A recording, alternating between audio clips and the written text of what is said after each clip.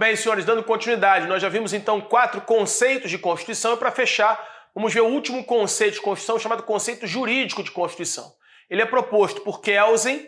Kelsen escreve, como disse no bloco passado, é um dos maiores adversários em debate constitucional do Carl Schmitt, que talvez tenha sido o maior debate constitucional, quem seria o guardião da Constituição, como vi no bloco passado com os senhores, que para Carl Schmitt seria o presidente da República, ou o presidente, e para Kelsen seria justamente o Tribunal Constitucional. E é curioso, quando você vai ler a obra de Carl Schmitt, é uma obra muito mais pautada, em que pese tenham sido adversários nesse embate ideológico e jurídico, Carl Schmitt escreve muito mais numa orientação histórica, numa orientação política, e Kelsen escreve criando para as suas argumentações a chamada teoria pura do direito.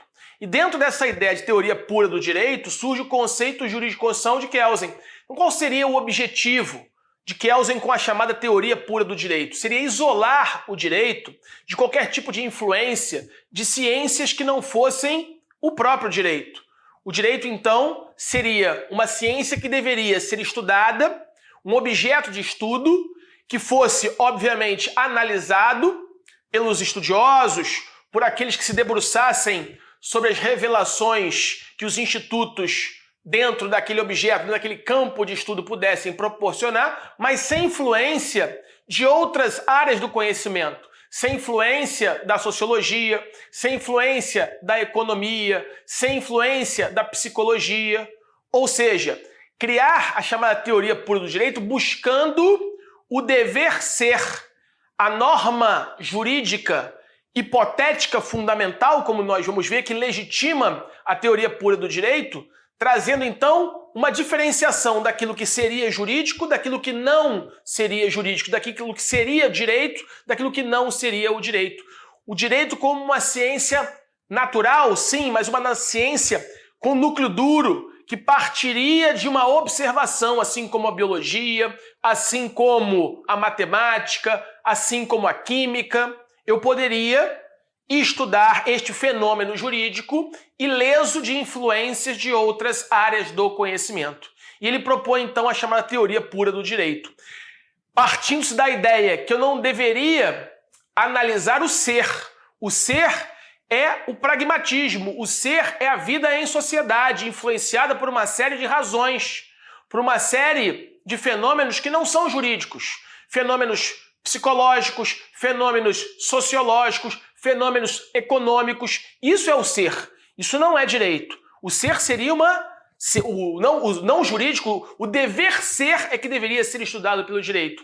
A norma hipotética, a norma jurídica. E dentro desse contexto, a pergunta que deveria ser feita para Kelsen seria o seguinte: então, o que deveria ser jurídico, o que não deveria ser jurídico? Resposta de Kelsen: o jurídico é aquilo que está na norma jurídica.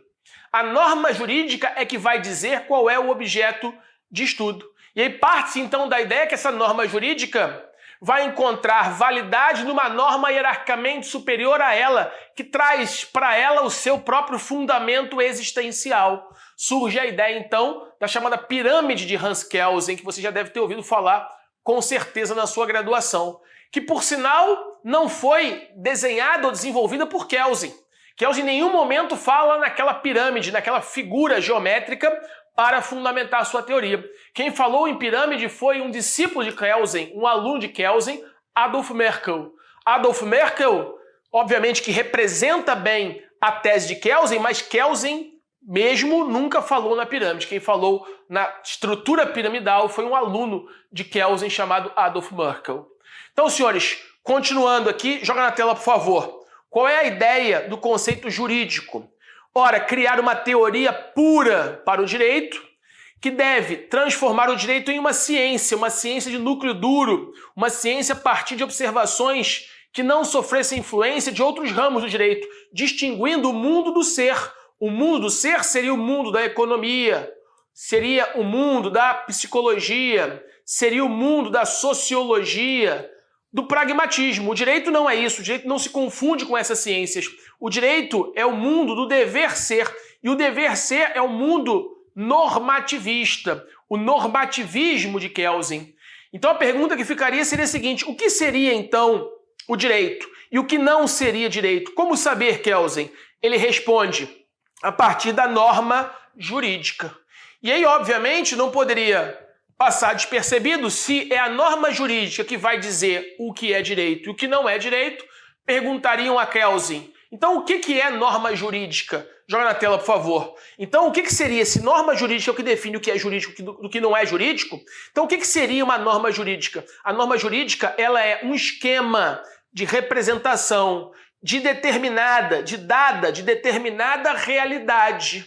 Então a norma jurídica seria, sublinha essa parte aqui, ó. A norma jurídica para Kelsen seria um esquema de representação de determinada realidade. Vou repetir. A norma jurídica seria um esquema de representação de determinada realidade. Aí, a teoria de Kelsen, podemos pensar aqui num exemplo, né? Um homem entra numa casa, arromba uma porta e dali ele retira um televisor, uma televisão. Um homem entra numa casa, pega uma televisão e retira. Aí eu perguntaria a você, esse fato, norma jurídica, esse fato teria alguma relevância jurídica? Um homem entrar numa casa, arrombar a porta e retirar uma televisão? O que seria isso? Isso é um dado da realidade. Isso é um acontecimento fático. Mas juridicamente falando, esse comportamento se amoldaria em alguma lei? Você poderia pensar, André, se ele não é o proprietário da televisão e sem o consentimento do proprietário ele fez isso, arrombou a porta e retirou a televisão, isso é uma conduta capitulada numa norma penal incriminadora no artigo 155 da Constituição, o crime de furto. Subtrair coisa alheia móvel para si ou para outrem. Essa é uma primeira possibilidade. A segunda possibilidade para esse mesmo evento seria um oficial de justiça arrombou a porta e pegou a televisão numa hipótese de arresto ou sequestro de bens determinado por uma autoridade judiciária num processo, por exemplo, de dívida, de obrigação pecuniária, obrigação de pagar, não pagou, quantia certa, o oficial de justiça, cumprindo ordem judicial de arresto ou sequestro de bens, arrombou a porta e retirou a televisão. O fato é o mesmo, um homem arromba uma porta, pega uma televisão e retira dali. Ou uma terceira hipótese até, poderia pensar no próprio proprietário da televisão, que esqueceu a chave, e tem que levar aquela televisão emergencialmente para um determinado lugar. Ele arromba a porta e retira a televisão. Um homem arromba uma porta e retira uma televisão. Ora, três situações faticamente idênticas. No primeiro caso, crime de furto.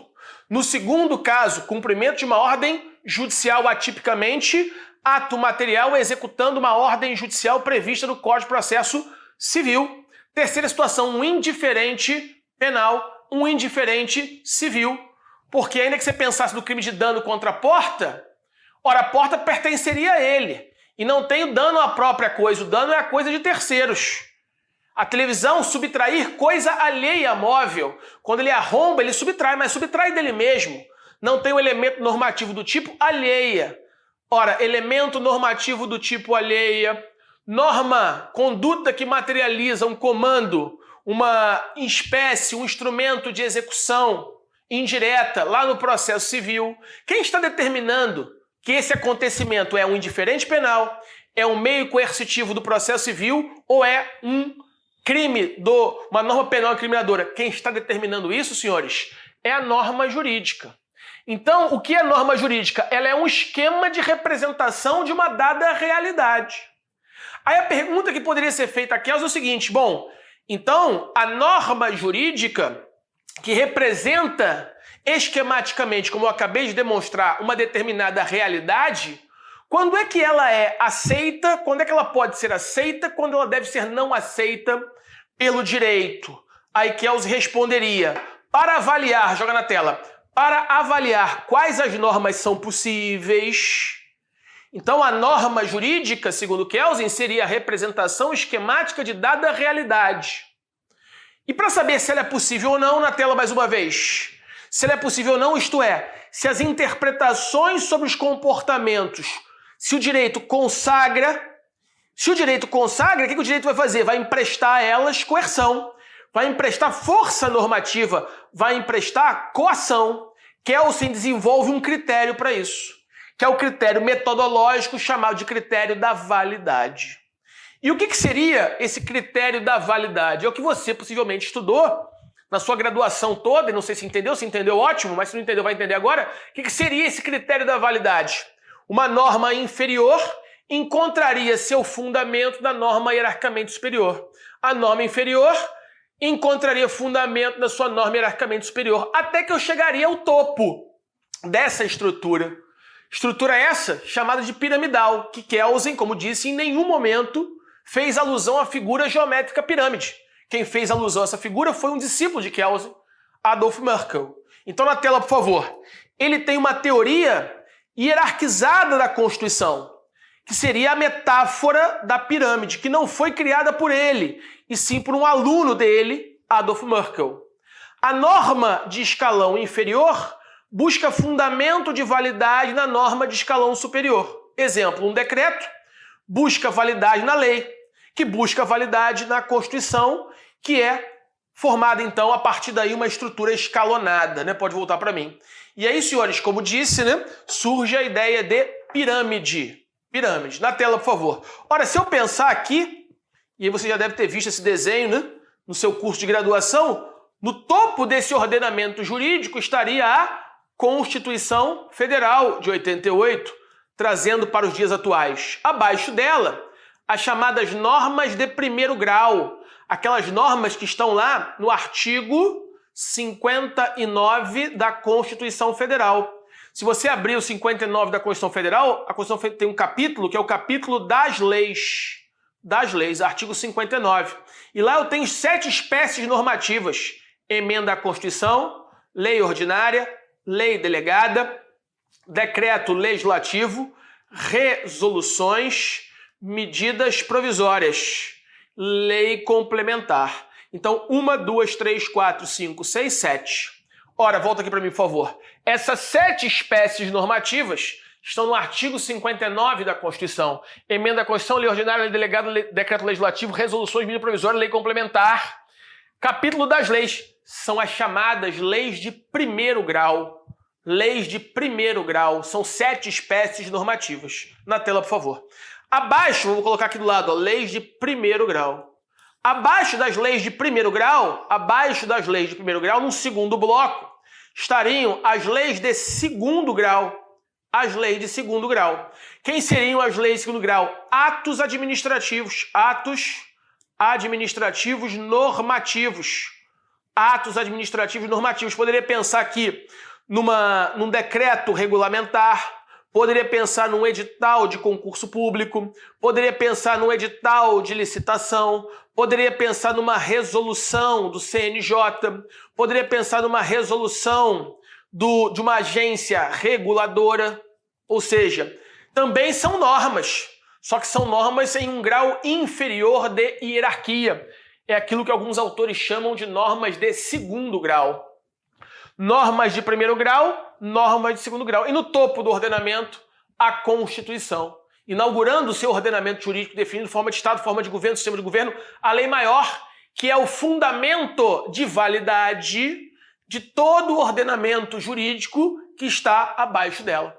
As chamadas normas infraconstitucionais. Então, se eu pensasse nessa lógica aqui para a teoria de Kelsen, ora, ele vai responder uma pergunta, né? Para avaliar quais são as normas que podem ser admitidas ou não pelo direito, Kelsen constrói a teoria da validade.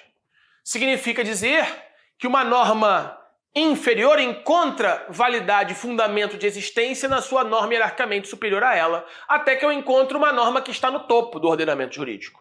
Só que por essa lógica, você poderia pensar, ora, mas vai faltar uma norma que dê fundamento à própria Constituição. Porque para a teoria dele ser verdade e fechar, eu teria que ter, se é verdade tudo que está sendo sustentado, eu teria que ter uma norma acima da Constituição que desse validade à própria Constituição, que daria validade às demais normas infraconstitucionais. E Kelsen, então, pensa na chamada norma hipotética fundamental. Joga na tela, por favor. A chamada norma hipotética fundamental. Então, voltando aqui para a pirâmide, a norma hipotética fundamental ela seria uma norma, como o próprio nome diz, uma norma hipotética. Isso é uma hipótese para fechar a teoria. Então Kelsen vai dizer, ou dizia, né, que essa norma hipotética seria uma norma pressuposta. Uma norma pressuposta. Não seria uma norma posta. A Constituição é uma norma posta. A norma fundamental, a norma hierarquicamente fundamental, ela é uma norma pressuposta, como se fosse algo assim, pode voltar para mim. Cumpra-se a Constituição, para que pudesse fechar a teoria de Kelsen. Ora, essa é uma norma de fechamento da teoria, mas também é o seu grande calcanhar de Aquiles, né? Que recebe muita crítica da doutrina. Então, senhores, essa ideia piramidal, que, como disse, não foi inclusive pensada geometricamente por Kelsen, tinha a ideia de criar a chamada teoria da validade. Aquilo que é direito, o que não é direito, é tudo aquilo que encontra validade numa norma hierarquicamente superior. Ah, eu tenho uma Constituição, uma lei ordinária que viola a Constituição. Se ela viola a Constituição, ela não é o direito.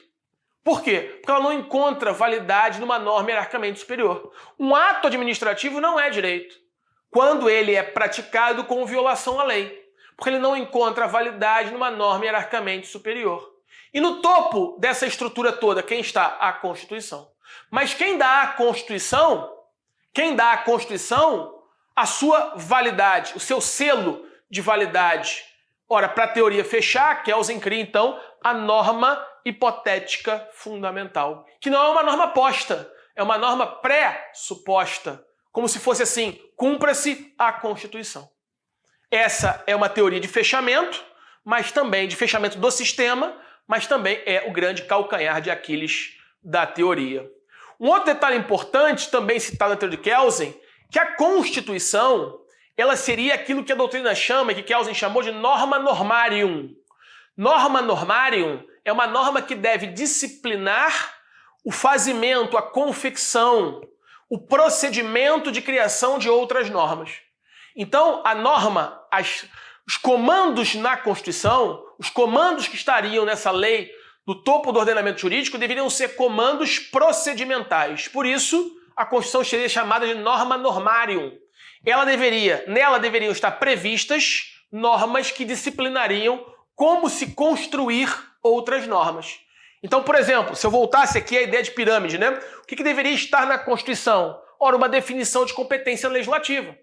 Para dizer que incumbe, por exemplo, a União legislar sobre processo civil, processo penal. Então, quando a Constituição Federal de 88, para citar um exemplo nos dias atuais, né? Ora, quando a Constituição Federal, no artigo 22, compete à União legislar sobre processo civil, processo penal, sobre civil, sobre direito empresarial, isso seria uma norma procedimental, dividindo competências, escalonando poderes, distribuindo poderes. Como é que eu faço uma lei? De quem é a competência para iniciar um processo legislativo? O artigo 61, parágrafo 1º, diz que determinadas matérias é competência do presidente da República. Então, quando essa norma na Constituição define procedimentos, define competências, ela está versando acerca de comandos de como se produzir outras leis. Então, a Constituição deveria ser uma norma tipicamente procedimental. Ora, normas materiais só poderiam estar, segundo Kelsen, na Constituição excepcionalmente. Não deveria ser a regra. Porque, em regra, as normas que deveriam estar na Constituição seriam normas de cunho procedimental. Então, senhores, isso é o que está aqui, ó, nesse slide. Na tela, por favor. A Constituição, segundo Kelsen, tem uma natureza procedimental. Seria uma norma normarium. O que seria uma norma normarium? Seria uma norma que disciplinaria como se confeccionaria outras normas. Então, seria uma norma de origem procedimental. A função básica da Constituição, para Kelsen, é estabelecer como as outras normas deveriam ou devem ser criadas. Uma norma sobre a criação de outras normas. As normas materiais que disciplinassem direitos de cunho material deveriam ser, na Constituição, excepcionais, não deveriam ser a regra no texto constitucional. E aí vem o problema, né? Que eu já citei. Qual seria o fundamento de validade da própria Constituição? Seria a norma hipotética fundamental. Já que o sistema é escalonado, né? E aí Kelsen cria a chamada norma fundamental, a norma hipotética fundamental, que em alemão recebeu o nome de Grundnorm. Grundnorm é uma norma que ele cria para viabilizar sua teoria, que seria algo como: cumpra-se a Constituição, e seria necessário para fechar a sua teoria e, como disse, é um dos pontos de maior fraqueza da própria teoria de Kelsen. Tudo bem até aí? Tranquilo? Bom, um outro ponto importante, né, para a gente fechar aqui a teoria de Kelsen é o seguinte: Kelsen também inova num segundo momento, numa segunda passagem, com relação ao constitucionalismo liberal que nós já estudamos. No constitucionalismo liberal das revoluções burguesas, qual seria a ideia e a lógica? Que a fonte primária de um comando, de uma norma, de um comando obrigacional, seria a lei. A lei, normalmente a Constituição, lei maior de um Estado, e as leis infraconstitucionais seriam a grande gênesis, a grande origem do direito, a grande origem da criação da norma. O ato administrativo e as sentenças judiciais não teriam a pretensão de inovar a ordem jurídica, de criar direito novo. Essa seria uma missão do legislador. Kelsen inova com relação a isso. Para Kelsen, todo ato jurídico seria a um só tempo criador do direito, inovador do direito e aplicador do direito. O que mudaria seria o grau de liberdade de inovação e de aplicação. Então vou repetir. Kelsen, inovando com relação à teoria constitucional liberal, vai dizer que todo ato jurídico seria a um só tempo criador do direito e também aplicador do direito, sendo algo que mostraria uma antítese com relação àquilo que dizia o próprio liberalismo constitucional. Para o liberalismo constitucional, a fonte primeira e praticamente única da criação do direito seria o poder legislativo, as leis. Atos administrativos e atos constitucionais aplicariam o direito. Kelsen inova quanto a isso. Vai dizer que todo ato jurídico seria a um só tempo criador do direito e aplicador do direito. O que mudaria seria o grau de liberdade. Normas com mais alto grau de hierarquia dentro do sistema, dentro daquele processo de validação, teriam mais liberdade para inovar. E teriam mais liberdade para inovar, mas aplicariam menos. Então a Constituição, ela inova mais o direito, mas aplica menos o direito. A lei, que encontra fundamento na Constituição, ela inova um pouco menos do que a Constituição, mas aplica mais o direito do que a Constituição. O decreto, ele inova menos do que a lei, menos do que a Constituição, mas aplica mais do que a lei, mais do que a Constituição. O ato administrativo inova muito menos do que todos os outros, mas aplica mais do que a Constituição, do que a lei, do que o decreto. Então vai dizer Kelsen que todo ato jurídico seria um só tempo, criador e aplicador do direito. Então, se eu pudesse representar isso graficamente, joga na tela, por favor. Aqui nos eixos das ordenadas, né, eu teria o poder, as normas escalonadas hierarquicamente. As normas hierarquicamente escalonadas. Então, no topo, eu teria a Constituição Federal. Abaixo dela, eu teria as leis de primeiro grau. Abaixo das leis de primeiro grau, eu teria os atos administrativos normativos. Abaixo, eu teria atos administrativos concretos. E se eu pensasse, aqui eu estou medindo, aqui são as normas constitucionais hierarquicamente organizadas. No eixo das abscissas, eu teria aqui a quantidade de inovação da ordem jurídica, quantidade de criação do direito. Então, a Constituição, vamos imaginar que o grau máximo fosse 10 unidades de medida. A Constituição poderia criar o direito no seu grau máximo, em 10 unidades de medida. Até porque isso aqui seria manifestação de quem? Do poder constituinte originário, que, como nós vamos estudar mais à frente, tem 3 características. Ele é inicial, ele é incondicionado, ele é ilimitado. Então volta aqui para mim, por favor. Ora, numa análise gráfica, no eixo das ordenadas, eixo das abscissas, se no eixo das ordenadas eu tenho a Constituição no topo do ordenamento jurídico, como ensinava Kelsen, encontrando sua validade numa norma hipotética fundamental, Se a Constituição é fruto do poder constituinte originário, e o poder constituinte originário ele é ilimitado, ele poderia criar o direito no seu grau máximo, 10 unidades de medida.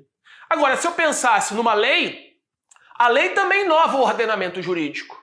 Só que a lei inova o ordenamento jurídico menos do que a Constituição. Se eu trouxer isso aqui um pouquinho para o nosso campo, né, de direito administrativo, você sabe que também é o ministro administrativo, se eu trouxesse isso para um exemplo para o direito administrativo, a Constituição, no artigo 5º, ou melhor, artigo 37 da Constituição, fala no princípio da obrigatoriedade da licitação. A licitação é obrigatória. Para serviço, alienação, compra e obra. Mas a pergunta é, quem tem que licitar? Quais são as modalidades de licitação? Quais são os recursos cabíveis? Quais são os tipos de licitação? A Constituição não fala nada disso. Mas a Constituição diz que a licitação tem que respeitar, por exemplo, o princípio da isonomia e igualdade. Poderia dizer que não tem que respeitar porque o poder constituinte originário é ilimitado. Então a Constituição tem um campo amplo para criar o direito. Já as leis também vão criar o direito. Então a Lei 8666 de 93 vai dizer que as modalidades de licitação são concorrência, tomada de preço, pregão, leilão, concurso, convite. Ora, não há como dizer, joga na tela por favor, não há como dizer que a lei não cria o direito. Lógico que ela cria, mas ela vai criar em grau menor do que a Constituição.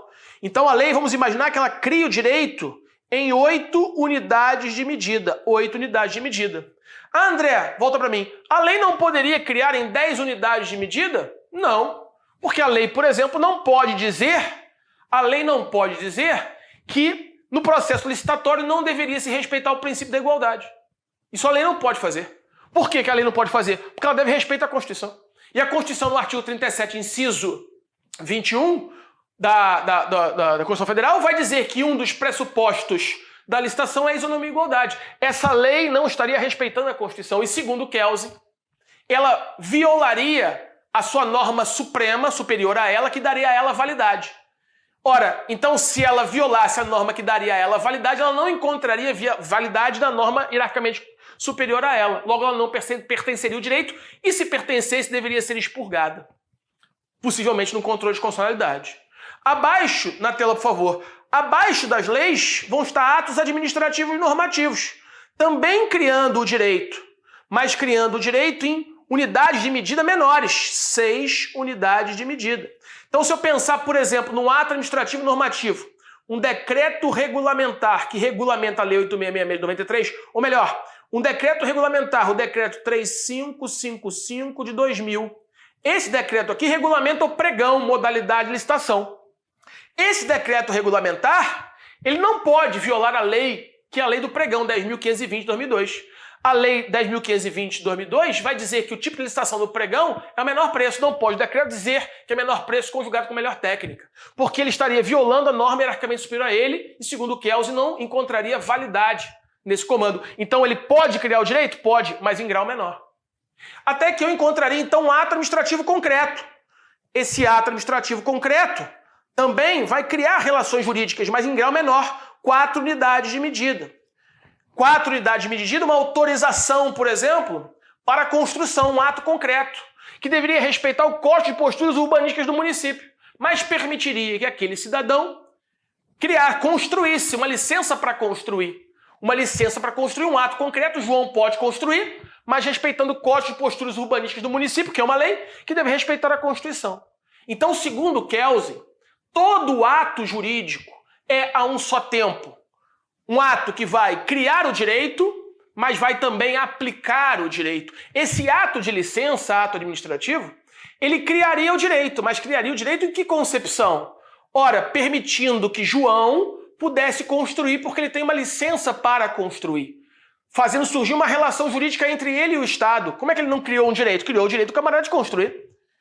Revelou, sim, o que a lei previa, mas deu àquela pessoa, protegida pela Constituição, o direito de construir. Agora, se a norma é declaratória de direito ou não, aí é uma outra discussão. Mas em algum grau, aqui eu pensei no ato vinculado, eu podia pensar no ato discricionário, autorização para fechar uma rua, que também é um ato concreto administrativo. Eu não tenho o direito de fechar a rua, mas se eu for autorizado para isso, eu poderia fechar. Eu não tenho autorização para portar arma de fogo, porque senão é crime, mas se eu tiver autorização do poder público, eu posso portar arma de fogo. E é um ato concreto, um ato administrativo, que está criando o direito, a possibilidade jurídica de você andar armado, autorizado por um ato do poder público fazendo não incidir o tipo penal incriminador do artigo 14 da Lei 10.526 de 2003. Então me parece que tem razão aqui nesses argumentos, porque todo ato administrativo, todo ato jurídico, todo ato do poder público é a um só tempo criador do direito, mas é aplicador do direito. O que vai mudar o grau. Ora, as normas de maior hierarquia podem criar mais o direito. Normas de menor hierarquia podem criar menos o direito, mas todas elas aplicam e criam. Aqui eu analisei sobre o plano da criação. E aí surgiria aqui uma reta, né? Uma reta.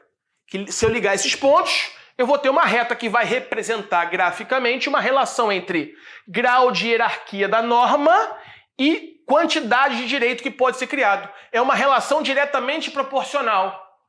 É isso que está dizendo essa reta matematicamente falando. Quanto maior a Constituição, quanto maior o grau hierárquico, maior a possibilidade de criar o direito.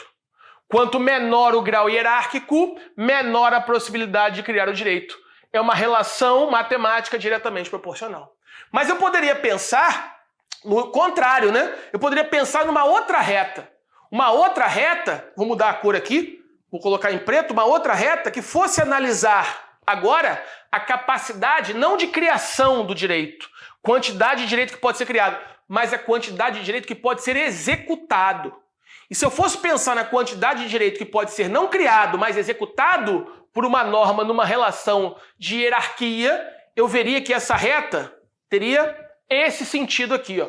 Então a Constituição, que tem um grau hierárquico elevado, que está no topo do ordenamento jurídico, ela aplica pouco direito. Aplica pouco direito. A Constituição aplicaria apenas em 4 unidades de medida. Note que a Constituição cria em 10 unidades de medida, mas aplica em 4 unidades de medida. Porque as normas constitucionais são muito abstratas, são muito abertas. Normalmente, normas, então, segundo Kelsen dizia, normalmente normas que são apenas procedimentais. Normas, ainda que materiais, asseguram direitos de igualdade na licitação. Mas isso não aplica à licitação. Por que não aplica à licitação?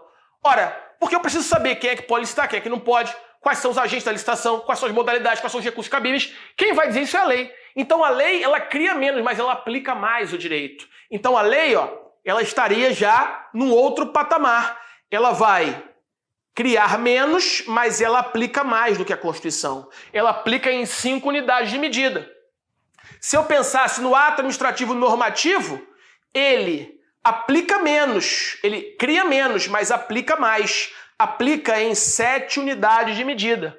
E o ato administrativo cria menos, mas aplica mais o direito, em 9 unidades de medida. Aqui a relação já é inversamente proporcional, matematicamente falando. Significa dizer que quanto menor o nível hierárquico, cria menos o direito, mas aplica mais o direito, porque são atos mais concretos, menos abstratos. Eu estou saindo do plano da abstração para o plano da concretude. Tudo bem? Até aí? Tranquilo?